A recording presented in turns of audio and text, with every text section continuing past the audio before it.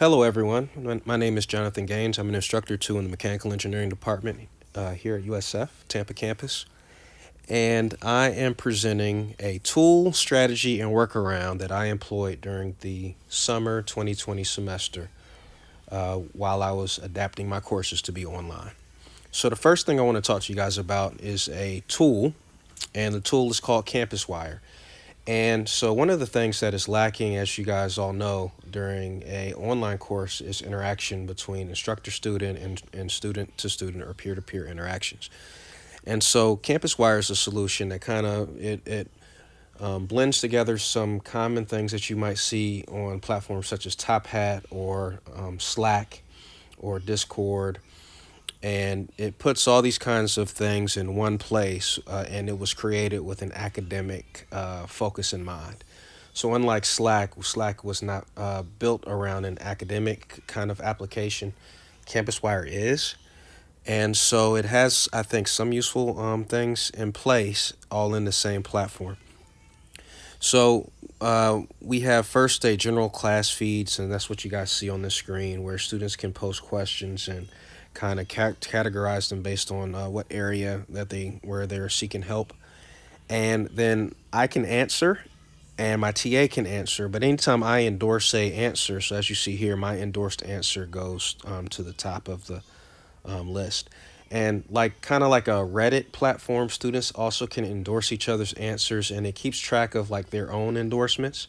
And so what I'm doing with this particular course is providing incentives for students to help each other and participate on the CampusWire platform. It'll just keep track of how many times they answer a question or they endorse another student or they get endorsed. And at the end, they get a score that basically reflects their participation. And CampusWire also supports kind of LaTeX syntax. So you can see that I've embedded an equation in my response here. And it also allows for threaded responses and that kind of thing. So I think that's really useful in kind of organizing the interactions in your course. In addition, it has kind of a tab here that's very similar to Slack, so you can create channels. So here, I've created a combined loading channel for this particular course because I know that's an important topic. And so anytime students post content to that particular channel, it loads up a little chat room where they can give their responses, and also a general questions channel where I can answer questions and students can interact with me. Students didn't really take advantage of the social channel as I expected them to, but that was also in place as a useful tool to try to help promote student interactions and for them to support each other. It also has a live lectures kind of option here. So the live lectures, I actually use Blackboard Collaborate Ultra instead, but you could use that in place of Blackboard Collaborate Ultra if you're trying to interact with synchronous kind of materials. And it also gives you good analytic information and keeps track of all the interactions. All right. The next thing I want to focus on is a strategy. So I'm going to go to my Canvas page. And so the strategy I want to talk about is how I organize my synchronous and asynchronous lectures. So I did about 60-40 synchronous to asynchronous content this semester. And part of that reason was I don't have any childcare, and one of my days that I'm supposed to be lecturing the entire day, I actually there is no really efficient way for me to do so. So I used it as an opportunity to try to look at ways of blending asynchronous and synchronous together. And so generally speaking, what I did was on my first lecture of the week, I had most of my asynchronous content and I quizzed the students offline. And then on my second lecture of the week, what I did was I hosted Blackboard Collaborate Ultra sessions with the students, and I did synchronous lectures. And so to coordinate those things, the strategy I used, one part of it was Chanel Small. Shout out to Chanel, who actually taught me how to do this and helped me organize another course. I created a materials and tasks page for every week. So here it is for week one. And at the top of the materials and tasks page is the video that I made for asynchronous education. So the students are supposed to watch the video asynchronously, take notes on the video, and then there's going to be a quiz that kind of makes sure that they went through the asynchronous content. And then I outline in very extreme detail what exactly I want the students to do. So this is a lab course. So there are a couple things that like software they had to download the first week. They had to join Campuswire. They had to get familiar with the proctorial system because that's how assessment was delivered.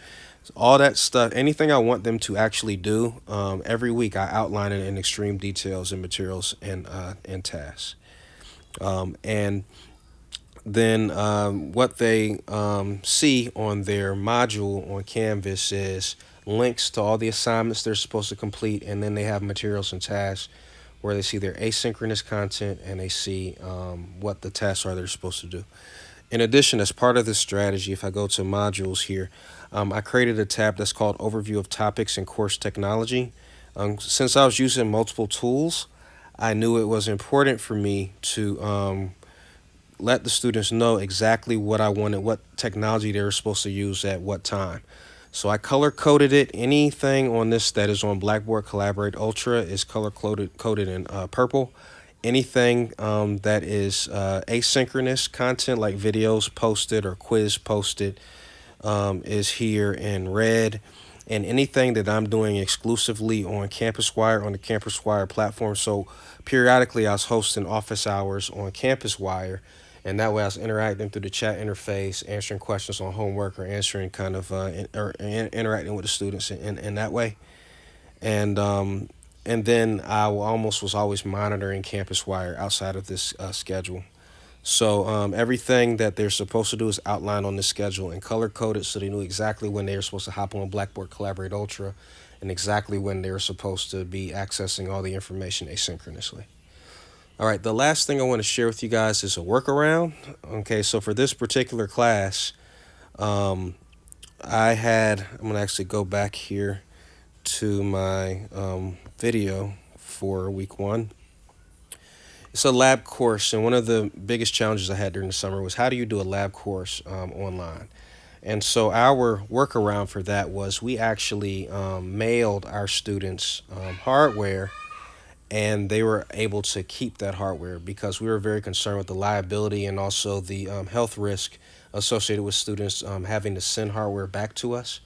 And so we mailed the students all their hardware, and they were able to get their data acquisition hardware and supporting hardware from us so that they can complete all labs at their home. And so the big kind of innovation that is associated with this is an innovation that is related to not forcing the students to mail the hardware back to us so that we can get our stuff out to the students. I am so sorry. That is my daughter. Hey, Janiyah, since you interrupted my video, come on here and say hello. Come on, Janiyah, since you interrupted my video. That's all I have, a tool, a strategy, and a workaround. So say hi since you interrupted. Hi. And say bye-bye, Steer. Bye-bye, Steer. Have a nice day. Hopefully you listen to the whole video. Hopefully you listen to the whole video. Okay. Thank you.